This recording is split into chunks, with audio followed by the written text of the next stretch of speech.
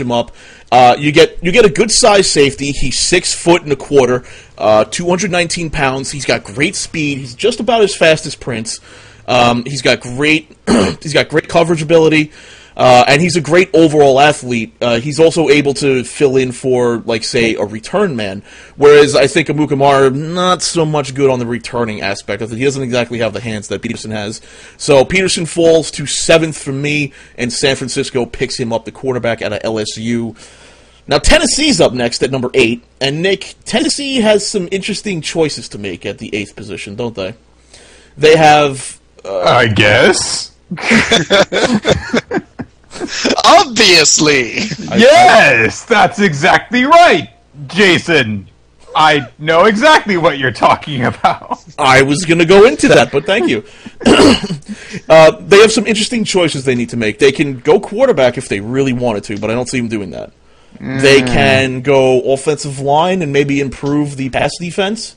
The pass protection. What am I saying? Well, they can improve the pass defense, too. They can go defensive line and improve the quarterback rush. They could also go cornerback and go for the outside defense. Nick, where do you think Tennessee sort of goes here? Well, I don't think that they're going to stay away from quarterbacks for the entire draft because they've got Vince Young there, and they don't know how reliable he's going to be because the guy's kind of had a few meltdowns in his career, his still short career, and but. As far as like the other offensive weapons go, I think that they kind of know who they want on the team. I mean, you got Kenny Britt, Chris Johnson, Nate Washington. So, I do think it looks kind of like they need to have someone on defense, someone to.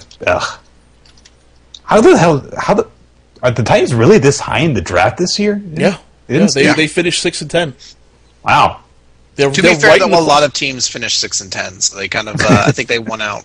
Strength of record, whatever fucking bullshit they used to determine it from that. Well, here are the teams that finished 6 and 10: Detroit Lions, Minnesota Vikings, Houston Texans, Washington Redskins, Dallas Cowboys, Tennessee Titans, and the San Francisco 49ers. It was a mire of muck. Ugh. Yeah, that's basically picks 13 from 8. Yeah, 7 to 13. All had the exact same record. So they're all pretty much clustered in there, and they do have some needs. So where do you think they head? They think they go defensive? I think they go defense. I think they go defense too, but since Prince Amukamara is available, and I almost screwed it up, but since Prince is available, I think they go with him, at least on my board. Where do you think they go, Chris? I actually lied. I have quarterback going here. I forgot that I have Blaine Gabbert going. I had Blaine Gabbert going to Tennessee. Now, Gabbert to me is kind of an enigma because I've been following draft coverage for a while now, and Blaine Gabbert is like he fucking came out of nowhere. Because when you first heard draft coverage, Blaine Gabbert talked about in the first round at all. Yeah, like when people talked about the draft, Blaine Gabbert wasn't the guy people were talking about. He wasn't mentioned at all. Now he's a potential number 1 pick overall. I don't think he's that good, but I think he's at this point he's too pumped up for Tennessee to really pass on him. I mean, this is the first year in their entire franchise history they're not going to be coached by Jeff Fisher, and I think at this point they're going to grab a new single caller. They're going to have someone be the face of the new regime, and I think if Gabbert falls here, he's just too good to pass up for the Titans. The Dallas Cowboys, one of those 6 and 10 teams, Chris. They finished 6 and 10. They don't really need a quarterback; they just need him to be healthy. But they need the quarterback to be healthy, so I think they need an offensive lineman here. Unless you think differently. No, I have offensive lineman going here too. Okay, well, my offensive lineman here, and you're not going to like this, Chris. I don't like it. I've got Mike Pouncey, offensive center for Florida, going here because Tyron Smith is not available on my board. He went pretty high to Buffalo on mine, which, in retrospect, is kind of a dirt move. But whatever. I can just, forget that happened. What do you got going here? I've got Tyron Smith going here. Tyron Smith, I think he's got a lot of potential to him. And I think this is about the right spot for him to kind of shake out in the draft. Somewhere between 9 and 12. I think the lowest he probably goes is maybe to I think Minnesota picks him up. Basically the lowest I think he goes. But Dallas needs to rebound off their disappointing 2010 venture, but sadly the big position they need, cornerback, neither of the top 2 quarterbacks are still left. So I think instead they go with the best defensive tackle, and they try to make sure they can keep Tony Romo upright next season. Well, I think Dallas has the second oldest line in the league. I think Giants have the oldest line now, but I think Dallas is close on like second or third. Do you think Dallas does something insane and reach down for Aaron Williams or Brandon Harris? I think if they're going to go with anyone, they go with Jimmy Smith. But that's true. They do have Jimmy Smith available at this point. But no, I don't think they reach for that. I think Jerry Jones will be fine going with someone like Smith or something like that. Who knows though? Okay, it's fucking Jerry Jones. It's Jerry. Well, maybe Nick knows. Nick, do you know what Jerry Jones is going to do? No. I'll tell you one thing though. If anybody's going to draft Pouncey, probably not going to play him at center. He took over center when his brother moved on to the NFL, but originally Mike Pouncey played guard. Guard, yep. And you could actually tell because during this year there were a number of fumbles on the snap between him and the quarterback. Actually, him and the quarterbacks because we had some stupid 3-quarterback system going on this year, but I digress. So he would probably be more dependable at guard than having to snap the ball. Okay, that's not bad. Still, Dallas does need guard. Their guards are getting older, so I can definitely see Pouncey filling in there. But in Washington, Chris, I got down to Washington and I was confused. This is where, as I said, my entire draft just unravels upon itself. You think that's bad? I don't have Von Miller drafted at all in the first round. Okay, you did win out there, but I looked at the Washington Redskins and I said, "Who is the owner of the Redskins? What is his name?" Dan Snyder. Snyder. Thank you. I was going to say Jerry Jones, but no. There's both two douchey people in the NFC. Well, Dan Snyder is pretty douchey, and I went and I looked at Washington and I said, who is Dan Snyder? He's a guy who reacts to the press. So my pick is not based on the team's need, but Dan Snyder's need for press coverage. And I think I found the perfect pick for Washington here. They had a lot of problems with Haynesworth, right? With Albert Haynesworth. He got into the press a lot there locally. I think Washington makes a splash in the local press coverage, and they get Daquan Bowers, defensive end out of Clemson, as a sort of spit in the face to Hainsey. Maybe I'm insane. That's entirely possible. But he is very talented, and I think it's not a bad pick for them because they do need help on defense. I do think they need a defensive end, and I wouldn't be surprised if they dip down a little bit, though not too far for J.J. Watt. What do you think, Chris? I actually don't think Daquan Bowers would be a bad pick necessarily. The only concern I'd have is you're trying to fit a guy who's basically a 4-3 end to they'd probably have to stand him upright and make him a 3-4 rush linebacker, which that could go either way. He maybe could beef up and be a 3-4 end, but I really don't think so.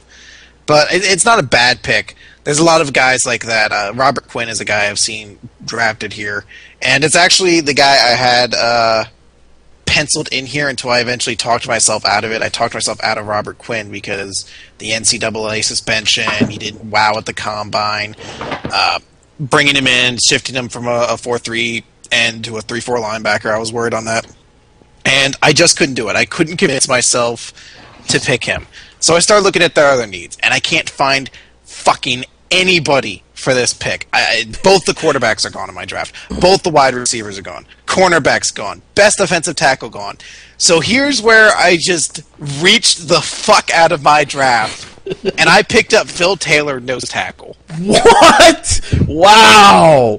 It's way too early for him, but it's the only guy I felt fine kind of drafting for him. That's the only spot I could ever see him going, but man, that's a reach. It's a reach, but it feels like that's a better pick than picking, say, Robert Quinn and forcing him to shift positions or reaching for someone else. No matter who they were going to pick, it felt like they were going to be a reach at this position. Hmm. Again, it's kind of like Tyson Alualu last year, where I think this is going to be one of those things where it's a player who just inexplicably rises right as the draft happens. I think Phil Taylor actually will go a lot earlier than people predict he will, but That's fair enough. we shall see. But okay, Nick. So you're the predictor here. What does Dan Snyder do? Something stupid. Both of our picks could be defined by that. Yeah, they could. You look at Daquan Bowers and you think, well, he's not going to fit in the defensive scheme, although that would be insulting to Hainsworth. And then you look at Phil Taylor, and you go, well, okay, it's a little bit of a reach. All right, so Houston has some needs. They've got a decent offense, but that defense hurts, and I think.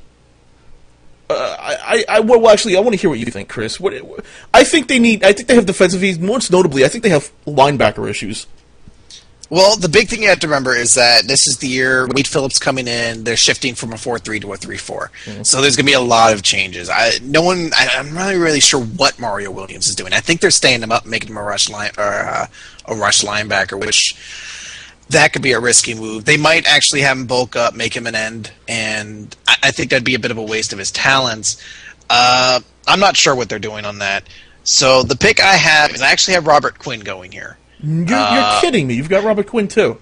I have Robert Quinn going here, and it's a bit of a weird pick, and I think at the same time... Not that bad of a pick. I mean, basically, you look on the board, and considering all the players we've put up here, Robert Quinn's the best one there right now. Or pretty much the best one there. He's a great player, but this is probably the riskiest pick in the draft just because there's a lot of unknowns about him. If this was a year ago, he'd be a top 5 pick, basically, hands down. But this is a year off of football from the NCAA suspension. He didn't wow people at the combine. He's going to be rusty coming into the league. Mm-hmm. People aren't sure if he's that good of a talent now. But at the same time, if you get the potential he had before the suspension, you're getting a steal at this point. So I basically have them taking a big boom or bust kind of pick, kind of like the JPP pick the Giants took last year. You could get a player who could be great, or you get a player who's going to suck ass. Well, I don't think he's that bad of a pick. I mean, he fits pretty well into the scheme that Wade Phillips has in mind. Well, again, it's a 4-3 end who they're going to either stand up and make him a 3-4 rush. Yeah, but he's a physical specimen, and he can do it. He can. If anybody in this draft can make that switch, he can. So I don't think it's that bad of a pick. Although I just don't really see anyone else that Houston's going to pick in the first round. To be honest with you, I just think this would be a big reward kind of pick if this works out for them. I think if Wade Phillips can get the best out of Robert Quinn, it's going to be possibly the steal of the draft. The Minnesota Vikings, Nick, have needs at quarterback. You think? Yeah, I do. Do you think they go quarterback, or do you think they go defense? Do you think they go... What do you mean? Are you saying Bomar not good quarterback? Oh. I'm saying Bomar better off baking bread. I'm sorry, Rhett, but it's true. So, Nick, where do you think Minnesota drafts here? I don't know who's available. I don't know these people. Well, I mean, what? Not names, but I mean, what position do you think they go for? Oh, jeez. It's actually kind of hard to think of a position that they could use more than quarterback. I mean, they've got plenty of wideouts at this point if they can stay healthy, and of course, you're not going to replace Adrian Peterson. I think that you got to really be worried that. God, does anybody even know if Brett Favre is going to try and come back if there is a league this year? I hope he's not. officially signed retirement papers. Okay. He has signed them, okay. It might be a good idea to get a quarterback. I mean, who are they going to play instead? Tavares Jackson? Well, how many quarterbacks did they have on their roster by the end of the season? Like 6 of them? They have no idea what they're doing. And honestly, if they picked quarterback here, I'd be surprised, because that would be an indication that this organization is just completely out of its mind. It has no idea what's going on. And that it wasn't the head coach's fault. It's literally the entire organization's fault.